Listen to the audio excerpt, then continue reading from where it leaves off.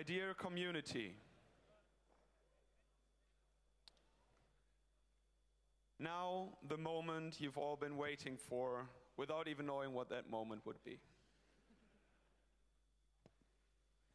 As hackers, we think a lot about virtual gates and how to overcome them. But away from keyboard, our competence and resources in overcoming gates are maybe limited a bit. So for this motto, we had to find a very special keynote speaker.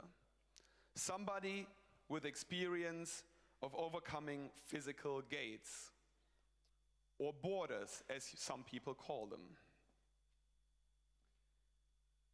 Our keynote speaker has overcome physical borders twice. She was born in Somalia and escaped to Kenya when she was still a child.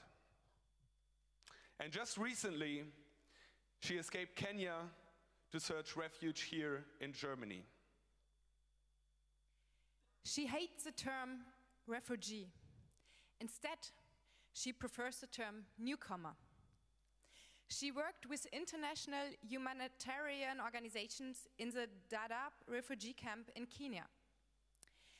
So not only does she know these camps as a visitor, but also as an humanitarian aid worker. We're curious for her unique perspective and insights. Please welcome Fadhumo Musa Afra.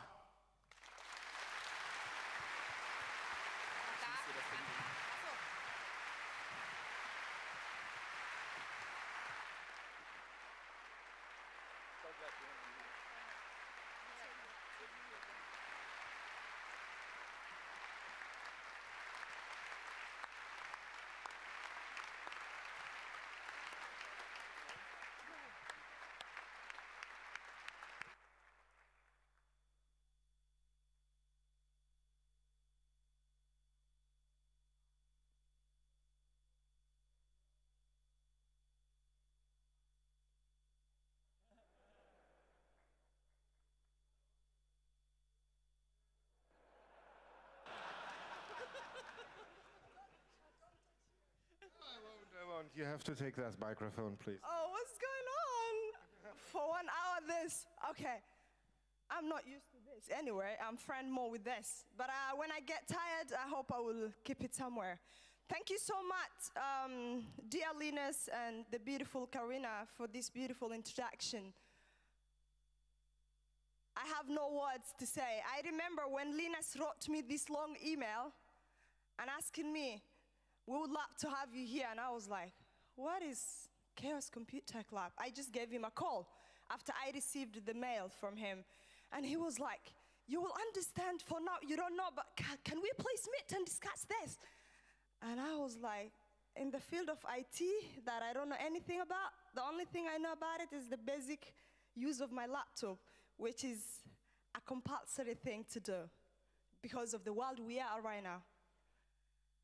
And I would like to ask everybody in the audience to give a very heavy round of applause for the man who succeeded in bringing me here, because I canceled other things because of being in front of you.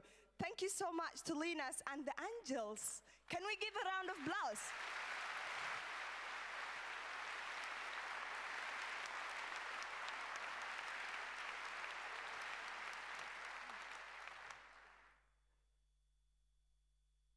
I told him actually that time, you are a damn good business marketer. That's actually the term I used. And he told me, oh yeah, I gotta try what it takes to bring you here. And I was like, thank you so much for having me here. Before I proceed deep into the 1 long hour, which I hardly did it, to be honest, with other combination, yes, as a motivational speaker, but just 1 good hour talking by myself. This is a beautiful experience. And to be honest, I haven't been in front of this huge, dumb, big audience. I'm used to maybe, is it strange to say 2,000? Yeah, I don't know.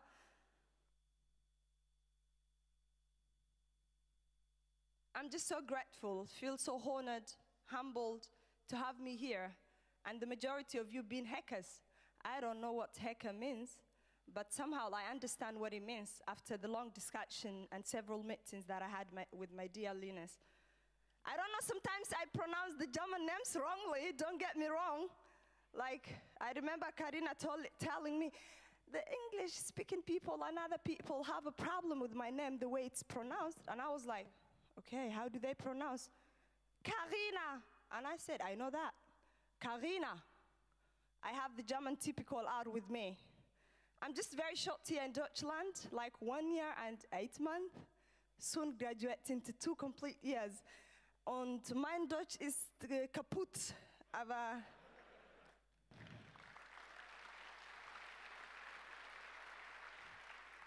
vielen Dank. Ich spreche ein bisschen Deutsch.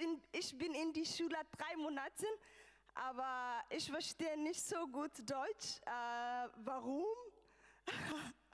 Deutsch ist schwer, aber habe hier andere Menschen oder Leute nicht sprechen Deutsch, aber ich viel besser auf Englisch.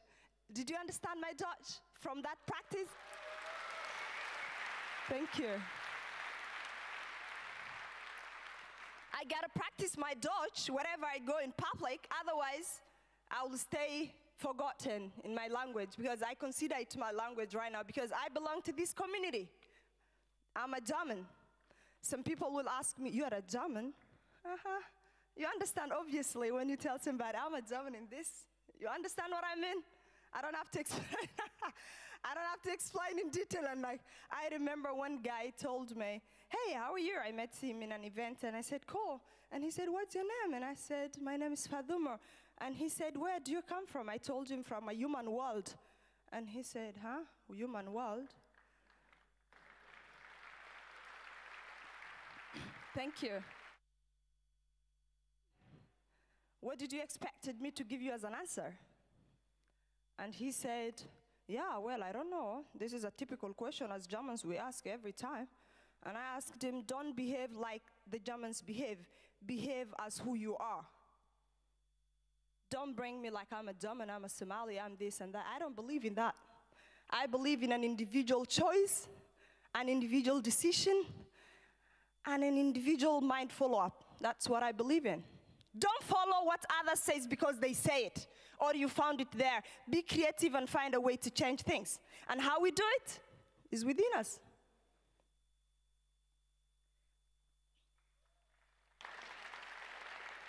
Thank you.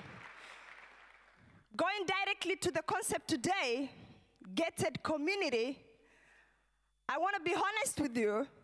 When Linus came to me and asked me, we would like you to be our keynote speaker, do you understand what a gated community means? And I told him, obviously, yes. And he said, what is it? And I told him, coming together. I want to be honest. And today it's so funny, after the long explanation he gave me, I gotta be standing here in front of this big, beautiful audience, listening to me about gated community, a topic connected to gated community. So learning is a process. We don't know everything. And I want to be honest, I didn't know much about gated community until he brought up the topic and he said, I believe you can do it. Thanks, Linus, for giving me the belief to be here and make it happen in a possible way. Thank you so much for the deep explanation. And thank you so much to everybody in the audience for taking your beautiful time. The angels, I'm part of them. You see what I have? I'm part of them. I didn't do much. I was just feeding myself with my small belly, but I tried somehow. I want to connect the concept of gated community through a simple and funny story while my stay here in Deutschland. I'm usually a quick speaker, but today I gotta slow down for everybody to understand me and also to kill the 1 hour. Don't you think it's too long to be here for 1 good hour? I'm already damn dusty, so I gotta have some water in the process before I start my funny, I'm not used to gas water. Is this with gas? Don't make me vomit on the stage. Can I have water without gas? I had already some problem with this. Sorry.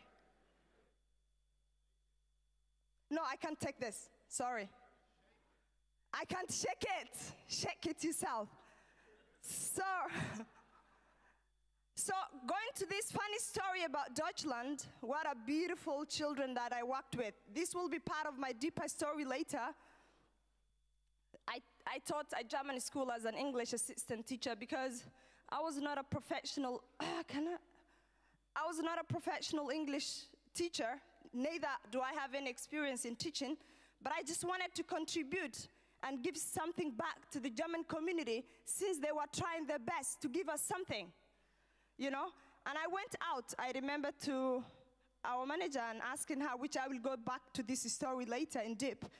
But the funny story about it is that the children, they saw me in this outfit from head to toe, and I could not speak German most of the time. I had very nice teachers who were translating hand to hand with me all the time because the school had almost 360-something children, and all of them were in this Brandenburg. You know Brandenburg?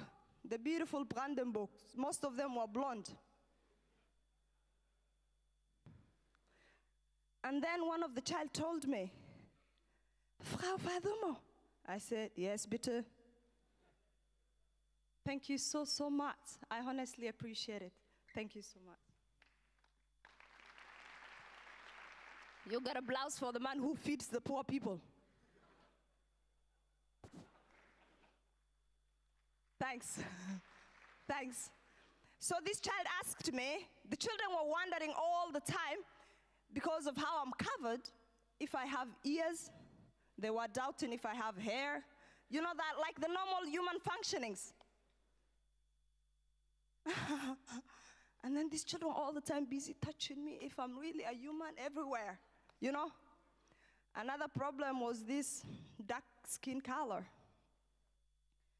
And one of the children asked me, she was so intelligent, she was so in love with me that she was so nice and kind, you know? Love and kindness doesn't come with the language. It comes from the heart. And this child was all the time bringing me drawings with love from her family and everything, bringing it to me and saying, Fatima, ich habe das. And I'm like, okay, thank you so much. And then I kept piling these stuffs from the children. Actually, I didn't want to throw because they were my first family when I was just 4 months old in Deutschland. When I felt my life is over, I have no more family, I'm all alone. My life is completely different again. I got to struggle in this lifestyle. So this lady took me to the washroom, and she said, yeah, blah, blah. I didn't understand. I asked the teacher, and the teacher was like, where do you want to take her? To the washroom, and then she did immediately pee to confirm the hair is there. She did pee to confirm I have ears. She left me alone. So another child asked me, because of the skin color, because I was different from the whole school, if I become white during night.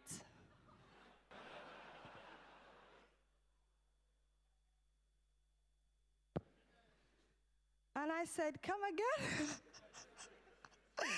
Honestly, if something keeps my day going, whenever I remember this, whether I'm alone or whether I'm with somebody, I just laugh, because this explains about the world we live in.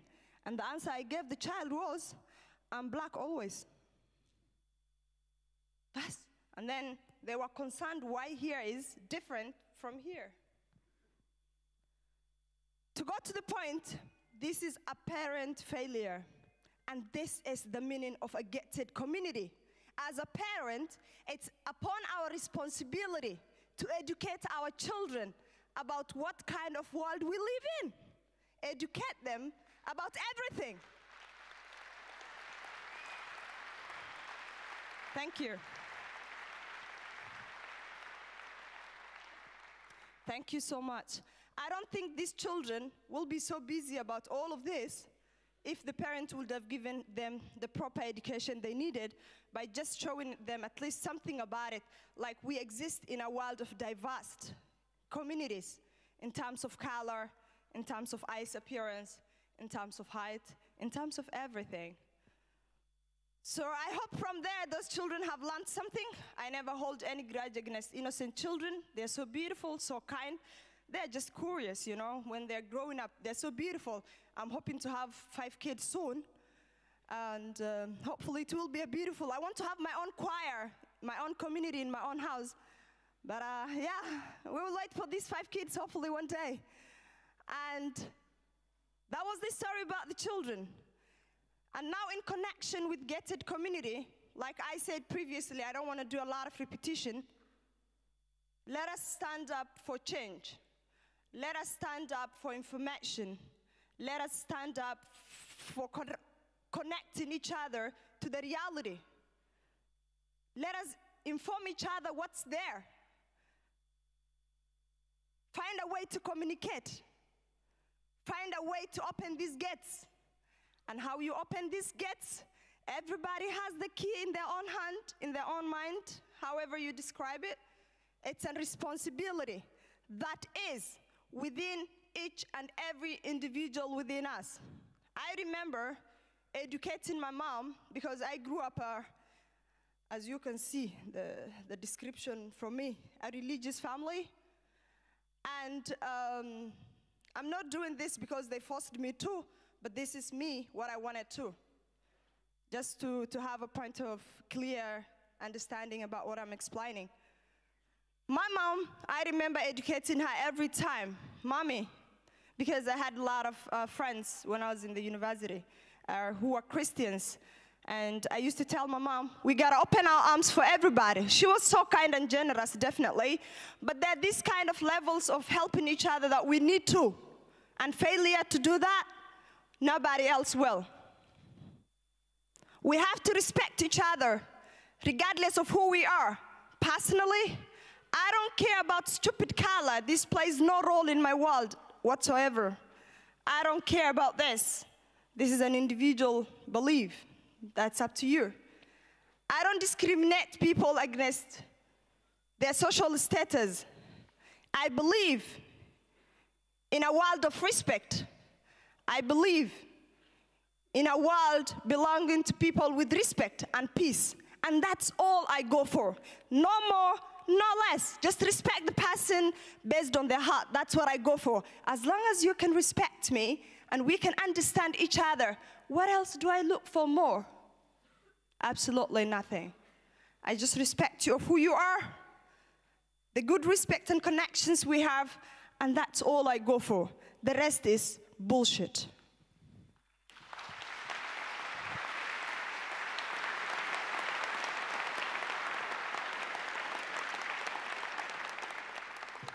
They call it cheers. This is my alcohol. I've never drank alcohol, and will I ever? Applause for my alcohol. Can we have applause for my alcohol drinking? This is funny. And the other funny story I would like to share, but this has nothing to do with gated community, is, you know, the developed world, it will have something to do with it in the gated community section, depending on how I explain it.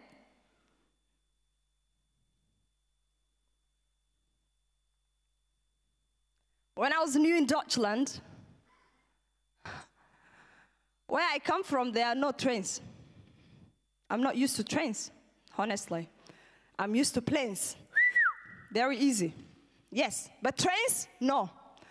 So one of the drama things that happened to me when I came to Germany, the first time I came by flight, then the next I remember I went to Frankfurt the first time, and then I was told, go to the train.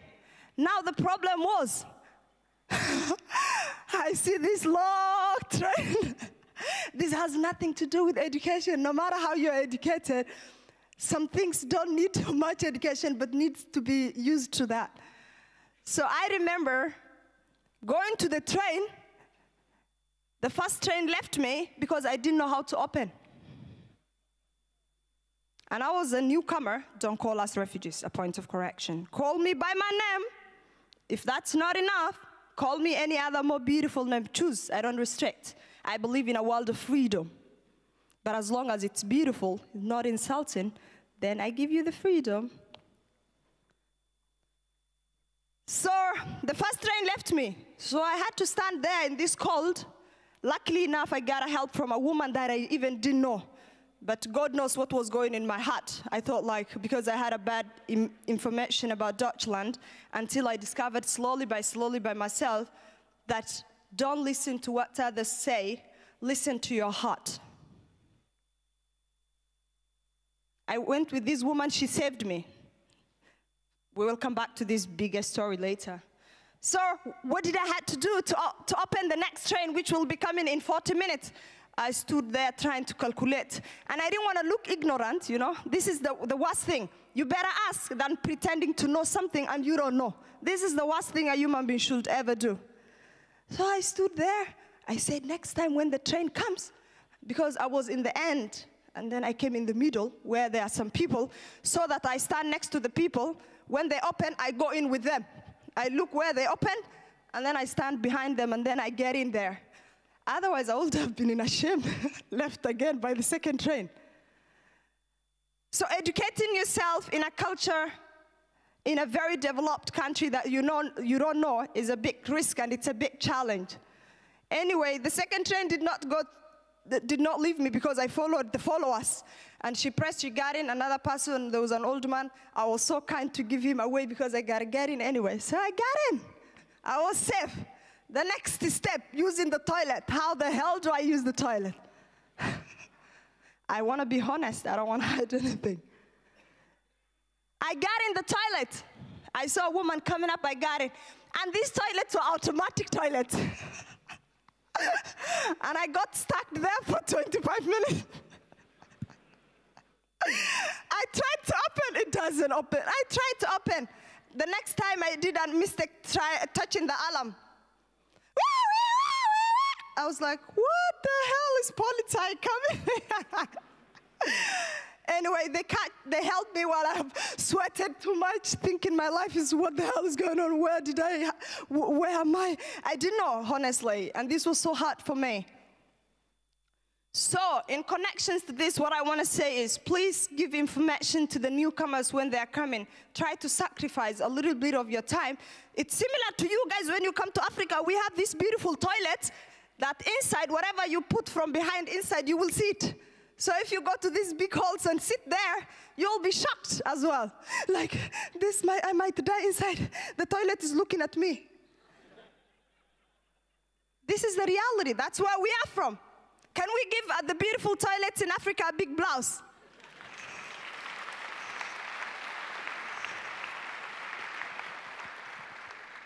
Thank you. Going to the gated community issues, please, if I'm too fast, you don't understand the little English that I've learned, kindly raise your hand. I give you the freedom to ask me, please slow down, or please use very simple terminologies. It's a gift, I give it to you. So if I'm too fast, also that will be a nice idea from you because we have to kill the 1 hour together. Just tell me. It's not a necessary thing. So anyway, the developed world, I don't want to point any specific country. Not only the developed world, even the developing world, we have all these different kind of gated communities. Whether it's in a profession, whether it's just a small settlement of communities, in all directions, this exists. It's a fact which is there. And I always hoped for a perfect world, which is never going to be so soon or it's going to be there at all. I don't think so.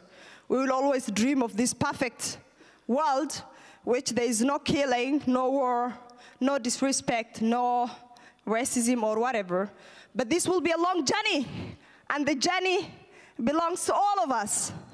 How we view it, how we want to make a change, it's a decision that belongs collectively to all of us. I don't know how to do IT, but I will be here for 4 good days. I hope I will have some basic, I have basic, of course, computer usage. I have some. But the bigger one, where everybody, What is wrong with the IT experts? They're always like this. You're sitting next to them like I was yesterday, sitting next to people. People are busy. And I was like, these are machines or human beings? Sorry, I don't mean to disrespect or insult. Sorry.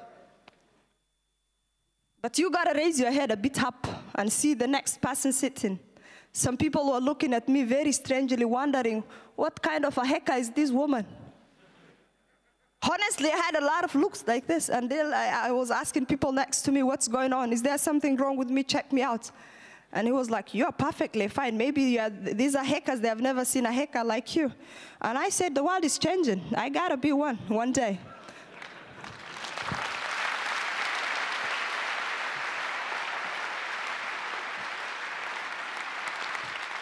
Vielen Dank mit deinen Blouse. Is that how it's called?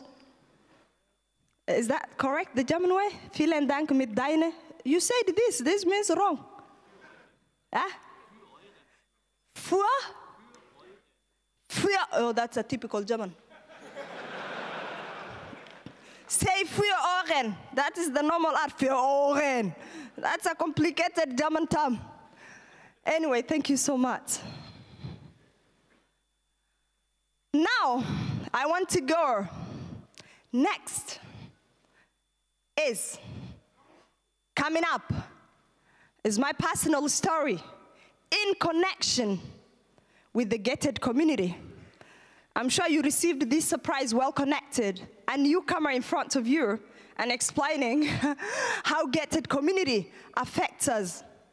And now, I hope I will try to figure out everything in a beautiful flowered manner to fix the context and my story together. Can I go next? Sorry, I don't know IT. Hey, you gotta help me, I'm honest. I don't know. Nothing. What is this? Hey! Hey! Linus, come over, please. Fix this damage. Now you are ruining my speech. Now what is this? This is bullshit. My Italian friend said, this is bullshit. Now this is just another problem. They just come here and then this is what they do. This is bullshit. This is not bullshit. This is beautiful. Thank you. That's my beautiful Italian friend. I don't mean to disrespect the language, but it looks so interesting. No, don't go too high. Leave it to me. I can control. Just leave me like next, and then I can take care of it. Thank you so much. You don't have to do much work. Free. You're free. Thanks. I came 2 times a newcomer in my life. The first time, I was a newcomer in my own continent, the neighbor next to my country. That's Kenya. I grew up in Kenya. I don't know how it feels when my mom went through all this pain. When she took the 5 of us, one was inside. When she took us from the war country, bringing us to Kenya, and the main reason was my father was killed. I wasn't lucky to see my father. And till death, nobody knows who killed him and where his dead body is. Till now, we don't know. But I just want to say I love you, Daddy. I don't know much about you, but I love you, wherever you are. And rest in peace. When my mom came to Kenya, she always told me how hard it was, but I could not understand because I didn't go through the pain she went through. It's a different story when you have a feeling about a problem and you telling me the story. We can have much connections here. Of course, the connection will be there, but how you have felt or how you're feeling is never the way I'm gonna feel. It's just like, oh, sorry, you went through this part. I'm sorry, it's so painful, it's so hard, it's just difficult, and then this is how it is. So we grew up in Kenya. My mom did everything within her power to give us the best she could, including education. In the culture I come from, girl child education is not a priority. But my mom was completely a complete woman that was standing for the true meaning of change.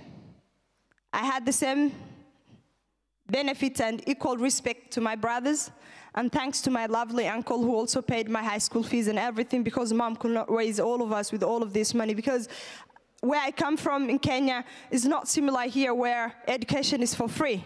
You gotta pay their high school. The primary, yes, but high school you gotta pay. And the schools are not good quality. If you need a good quality school, you gotta pay for it. You have to make an earning to make this, to call your children very intelligent, and then they have this good life. But luckily enough, I'm here in front of you to at least make some languages that I can communicate with other people. I learned English, and hopefully next time I will speak in Dutch. No more English drama. And I hope I will be confident in my Dutch speech, because I'm not sure. Dutch is, I don't know. My Dutch words have disappeared. But I believe one day I'll never lose my hope. I will come here, hopefully one day, not here necessarily, but somewhere, to speak in Dutch, and all my speech will be fluent. Pa, pa, pa, pa, pa, pa.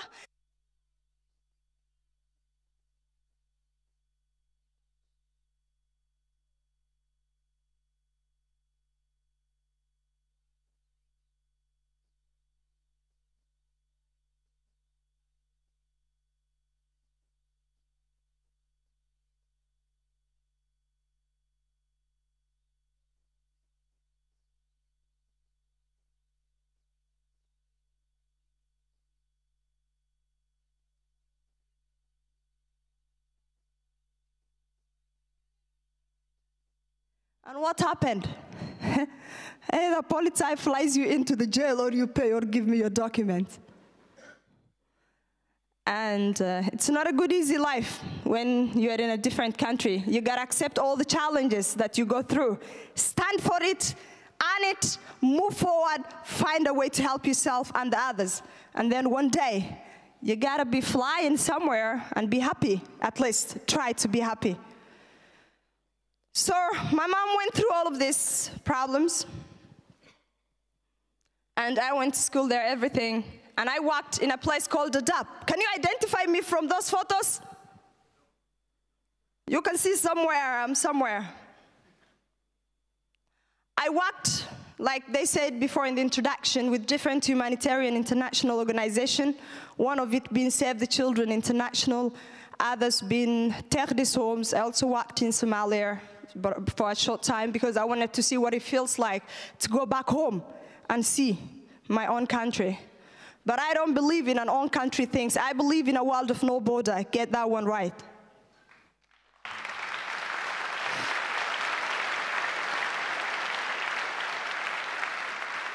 Thank you so much. When I was working in Dadaab, did I ever knew I will be another newcomer for the second time? I used to feel the pain that people were going through.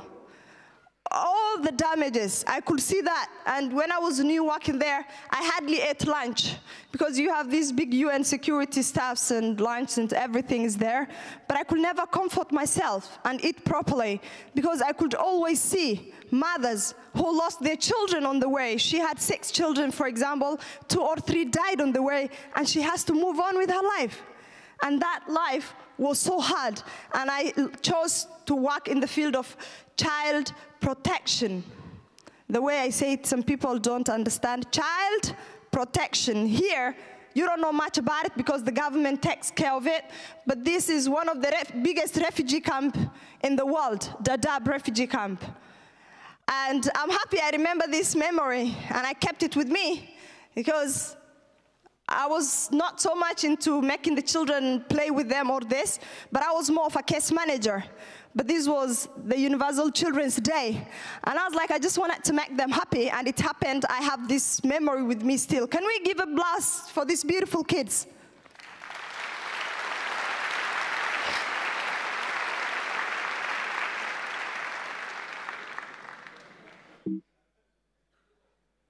I touched in between. Sorry. You told me this.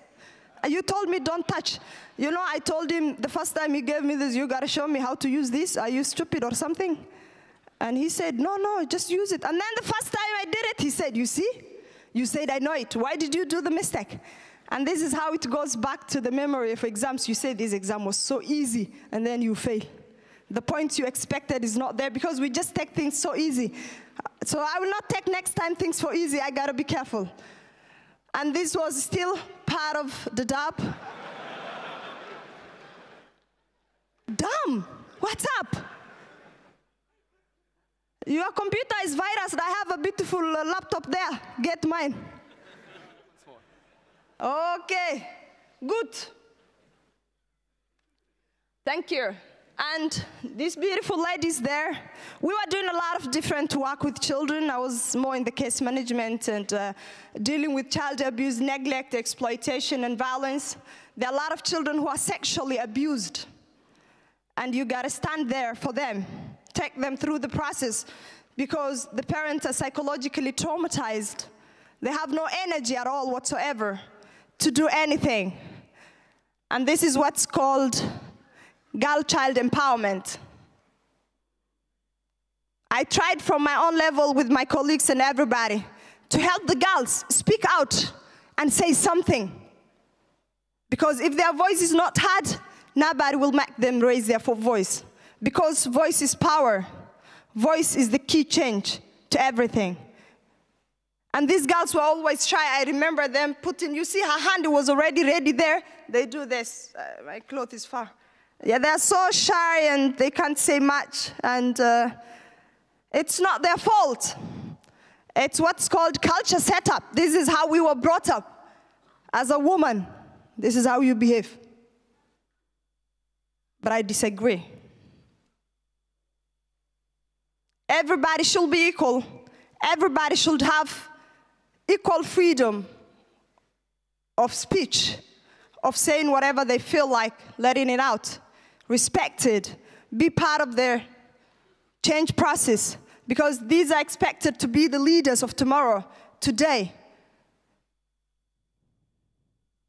But if we don't empower them, if we don't support them, they're not going to be anything.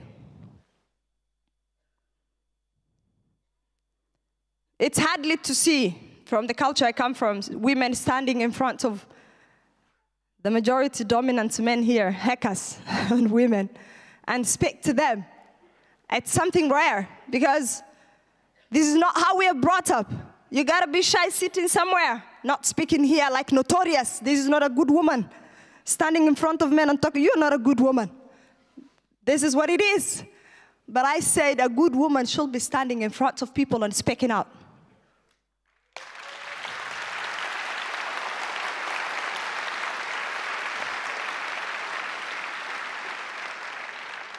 Thank you so much. There are a lot of problems that I saw. I want to give a comparison between what I saw in the DAB and here.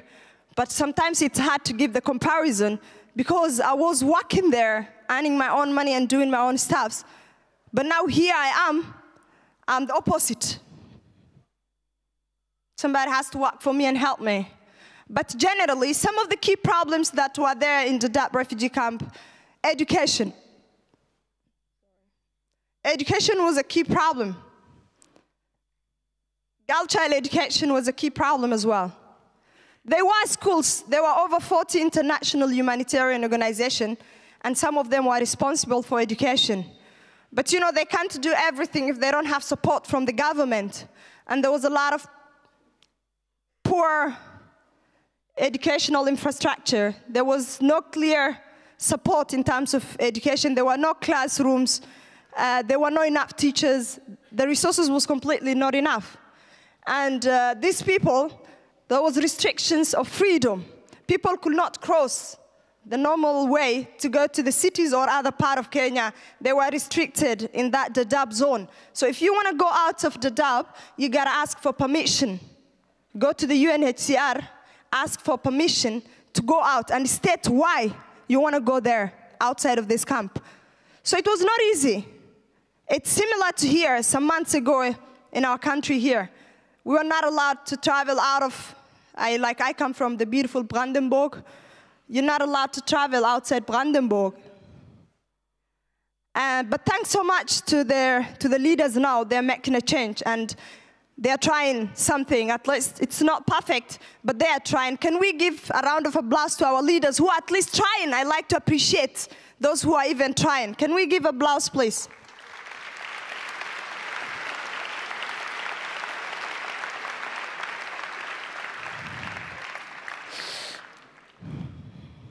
Sorry, Linus. I'm so sorry. I think the mistake comes from here. Just to stand there. No, this is not the mistake. Okay, cool. I know in every country there are a lot of newcomers and similar problems are there. But one good thing I discovered from the job is that the people are still within their culture. At least they are within a language they can understand. Basically things they're used to. But here you come, it's completely the opposite. So what leads to these big refugee camps is poor management of responsibility. If the developed world would support the developing world and the problems they went through, I don't think we would have been in the direction we are right now. I just want to go back a little bit to history.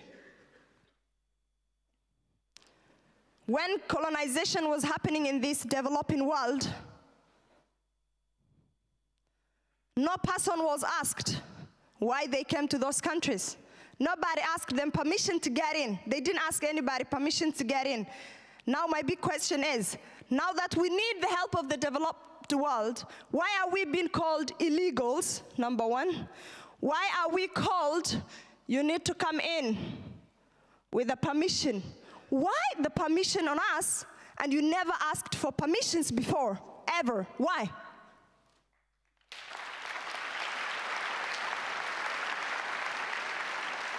Thank you. These are the good examples of gated community. Sorry.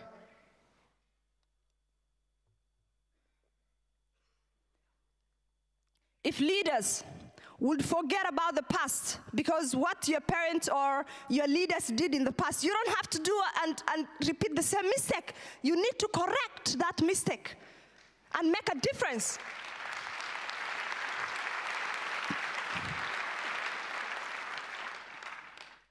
We are not perfect in any way. And I always call politics is a dirty game. But I want to send a message to all the politicians and leaders in the world. Please, stand for human rights and respect it. Don't put your political interest first. Put the human life first, and then the rest becomes number two.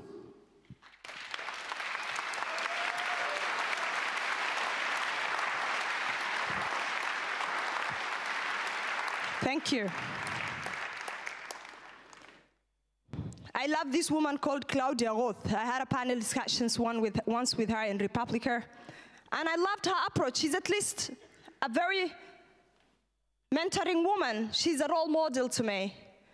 And I remember her telling me one time, I said, thanks to the German government, at least they are trying to do something. And she told me, no.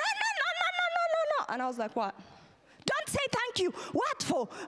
And I was like, yeah, at least they did something. At least they gave us a shelter, somewhere to sleep, something to eat. For me, I would grade that. Even if everything is not perfect, I will say to that little thing, thank you. And it's something very important.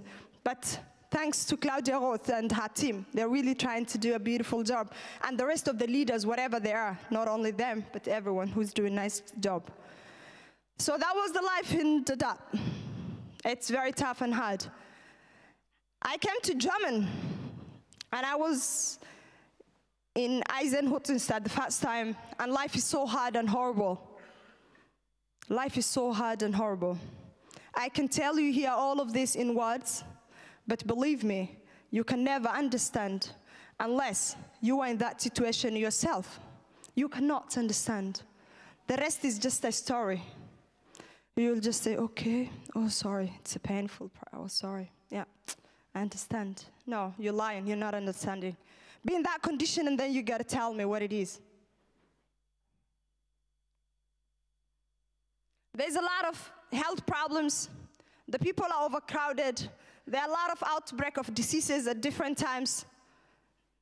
And people are congested in containers and in other not deserving human shelter areas.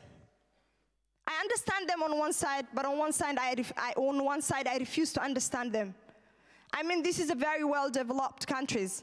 Not only, I don't point fingers only because I want to avoid pointing fingers on specific countries, because this problem is a global concern problem. Gated communities everywhere in the world, and it's not only here in Germany, it's everywhere. So this message I'm sending is going to everywhere. And I remember in Eisenhüttenstadt, you're put in 5, 10 people, 20 people, not 20, I don't want to lie, but at least 10 people could be in one room. And you can't say anything about it. You're from different country, we don't understand each other culture-wise, language-wise, everything, but you still are forced to live together. There's no freedom of education like I wanted to further my education. There's nothing like that. The bureaucratic is another story, leave it aside. But it's so complicated that you can't be who you want to be. And my question was all the time, we're in this difficult condition where you're not allowed to work, you're not allowed to go to school, you're not allowed to function like a normal human being. You're not even allowed to go out and visit Berlin. The first time I asked myself, is this a perfect welcome in German? Keeping isolated that much and don't giving us the freedom, not giving us the freedom to move out and see people. Everybody's like this. You go to the office, you ask. Not everybody, some people. I remember the first time I visited there, I went to a woman and I said, is this true? Is this who I am? Is this really true? Is this happening to me? I was like, in a moment, I didn't know where the hell I was. I thought my life was over. No, it wasn't over. It was the beginning. And I asked her, thank you. And I asked her, what's going on? Can I go out? And she said, was? Do you speak English? Was? Deutsch, bitte. And I was like, I can't speak Deutsch. Was? Raus, bitte. Next. Can I please have a permission to go out and let's see the city or something? Because I'm not having a contact with my family, no relation whatsoever. I'm really dying of trauma here. Was? Raus, bitte. Next, bitte. Next. You have no choice. You have no voice. You gotta leave. That was some of the difficult moments I remember. But there were also nice people in the same Eisenhüttenstadt working as a social worker, very kind, generous, and very supporting. But all of a sudden, life wasn't easy, basically. I remember there was this small internet area. I don't think it's their fault. That's the only space they were given. A refugee inspection where you can just go and Google something. And I would like to ask everybody in the audience to give them a big applause because they're doing a beautiful job there.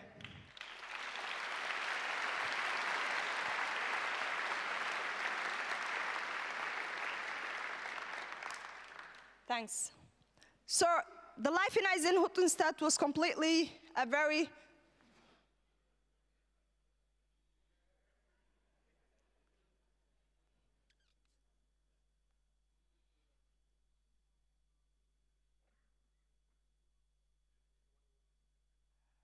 Yes, so out of my transfer in Brandenburg, still in Brandenburg, I went to, life wasn't easy and blah, blah. Everybody knows how hard it is and not everybody can understand this. I went transferred after 2 months or 3 months of when you're new in Germany, you're transferred to another refugee camp, and I was in Bestensee. And I was asking myself, back home, I was somebody. I had my own job. I had my own money. I had my own life beautiful. Here you come, you're nothing. I wanted to find a way I could help myself get out of this terrible situation, put myself at least somehow a distance out of it, then help others get out of it. And then I asked the manager how I can help the community, and I was an English assistant teacher in this area.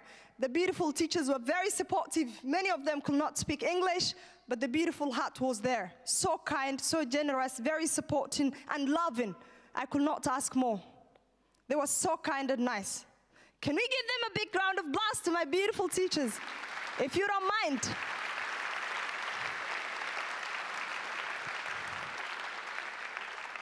And I encountered a lot of problems while I was working in the school, because if you work there, they said, the school wanted to pay me, but the social said, no, we can't. And the social said, I can only work 1 hour, €1. A whole hour, you are paid €1, shilling. Do you understand the meaning of €1?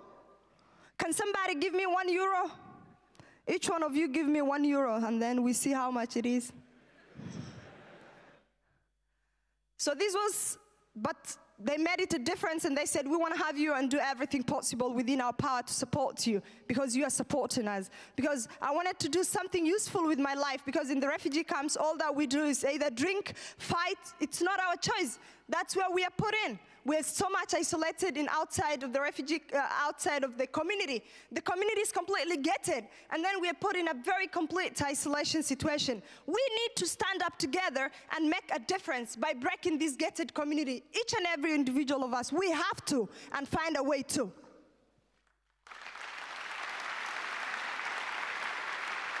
Thank you. Vielen Dank.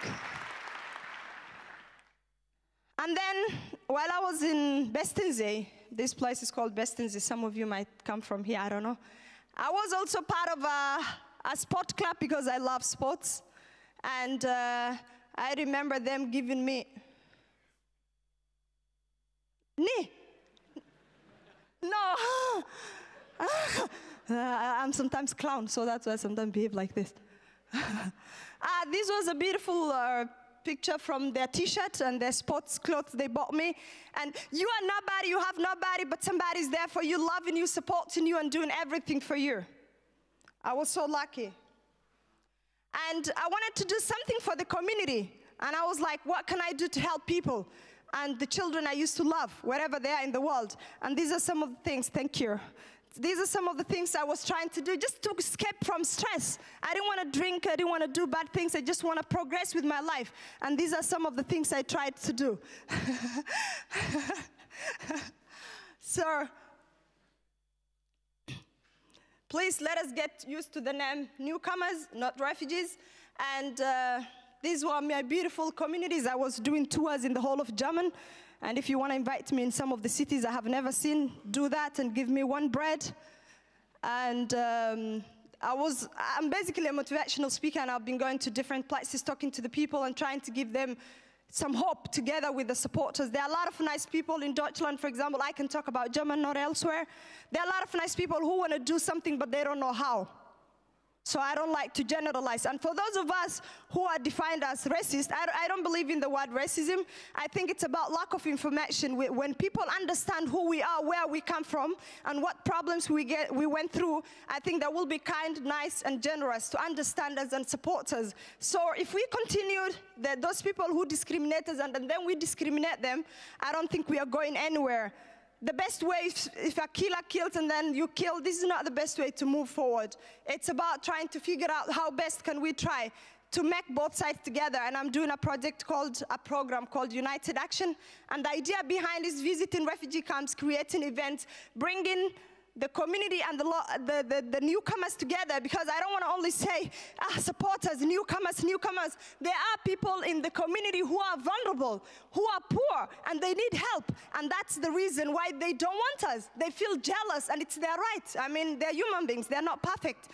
So we got to find a way to fit both sides together, to come together and support each other. And that's my idea behind United Action. I believe when all of us come together, do things together, eat together, the rest of the bridge will just slowly fall down like the Berlin Wall.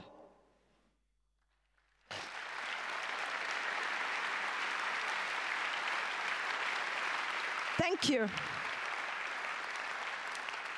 This is one of the photos when I was in Neuhardenbach, and these are part of the friends that were helping me going there, taking food and drinks and stuffs, and just having a good time with the people and trying to figure out what we could do together. I have a Facebook page called, I don't want this keynote speech to be my own advertising thing, but I just want to give you more information about myself so that you know who you're talking to. And if you need more questions or you have anything to tell me, you better meet me outside later with €1.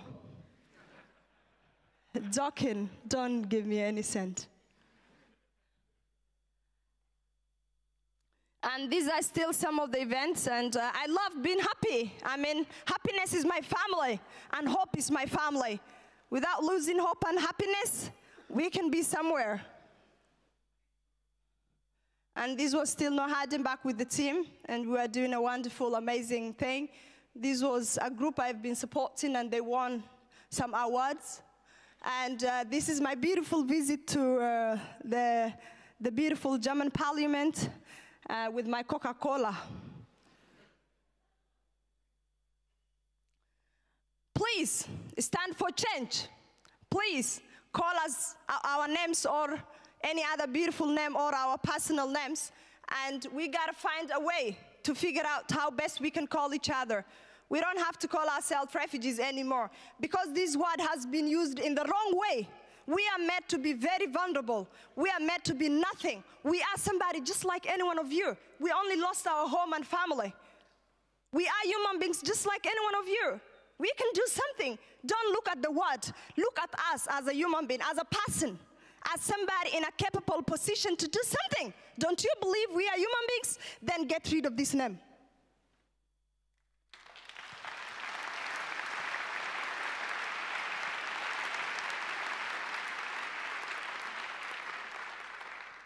Thank you. Situations should never define us. What should define us is the name human being and the respect we label to each other. And I would like to send a message to the world. Since gated community issues is a global issue, please let us try to promote peace, love, unity, break the isolation, come together, support each other, love each other, love each other, love each other, and love each other again, and be there wherever possible. I can't say more words than this. I just want to say thank you so much to every one of you, and I want you to go home. Not you. You are the wrong audience, I think. You know what you're doing already. Thank you so much to that. But for those of us who don't know what gated community means and how we can break the silence, take the responsibility, own the responsibility, go out, do a lot of awareness campaign, and find a way to kill and delete this gate. Let us open the gate with open arms for everybody, regardless of who you are. And let us stand with one name as human beings. Don't believe in the name of nationality. Don't believe in the name of stupid colors. Always respect the human dignity. Don't lose hope in the name of humanity. This was a word Lina's told me several times, and I loved it. And that's why I want to say it right now with you all. And the first question says, if you are me, what would you do? Imagine you are this. What would you do? I don't know. It's a decision you make. An answer belongs to you. What will you wish from the hacker community? What I wish from the hacker community is that you're doing a great job. Keep the good work. Give us more internet in the homes. We don't have this. Do this for us everywhere in Germany. Everywhere.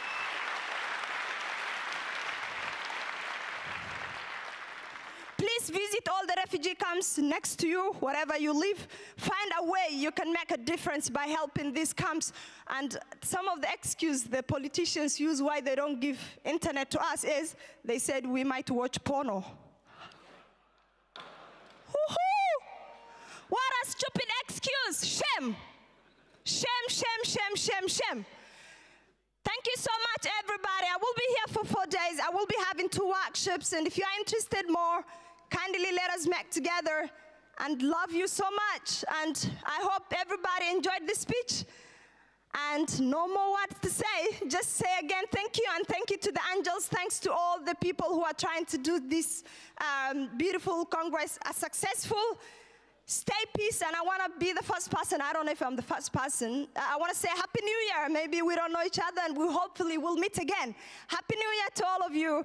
Big love, peace, and unity. I salute you all. Thank you so much, everybody.